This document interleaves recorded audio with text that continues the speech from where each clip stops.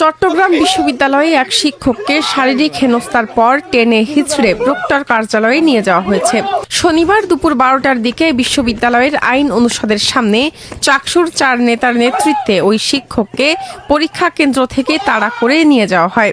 এ সময় শিক্ষকের মুঠো ফোনেও তল্লাশি চালানো হয়। স্নাতক প্রথম বর্ষের ভর্তি পরীক্ষার দায়িত্ব পালন করতে ক্যাম্পাসে এসেছিলেন এই শিক্ষক।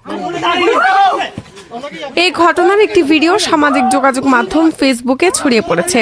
1 মিনিট 7 সেকেন্ডের ওই ভিডিওতে দেখা গেছে শিক্ষক হাসান মোহাম্মদকে কয়েকজন ছাত্র টেনে হিঁচড়ে নিয়ে যাচ্ছেন। এর মধ্যে একজনকে পেছন থেকে তাকে চেপে ধরতে দেখা যায়।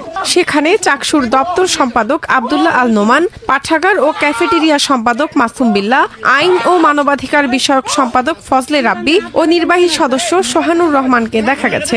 এ সময় শিক্ষক হাসান মোহাম্মদ চিৎকার করছিলেন। ওই অবস্থায় তাকে একটি অটোরিকশায় তুলে নিয়ে যাওয়া হয়।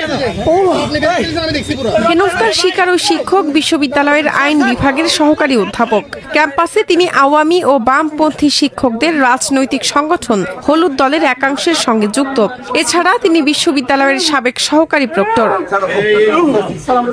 প্রক্টর অফিসে অবরুদ্ধ অবস্থায় ঘটনার বিবরণ দিয়ে হাসান মোহাম্মদ বলেন, পরীক্ষার কেন্দ্রে দায়িত্ব পালন করার সময় তাকে পরিস্থিতি ভালো নয় বলে সতর্ক করেছেন কয়েকজন। এরপর তিনি কেন্দ্র থেকে বেরিয়ে আসেন। তখন চাকসু নেতারা চিৎকার চেঁচামেচি করলে তিনি ভয়ে দৌড় দেন। এরপরও তাকে ছেড়ে দেওয়া হয়নি এবং তার বিরুদ্ধে মব তৈরি করা হয়েছে। জানতে চাইলে চাকসুর আইন ও মানবাধিকার বিষয়ক সম্পাদক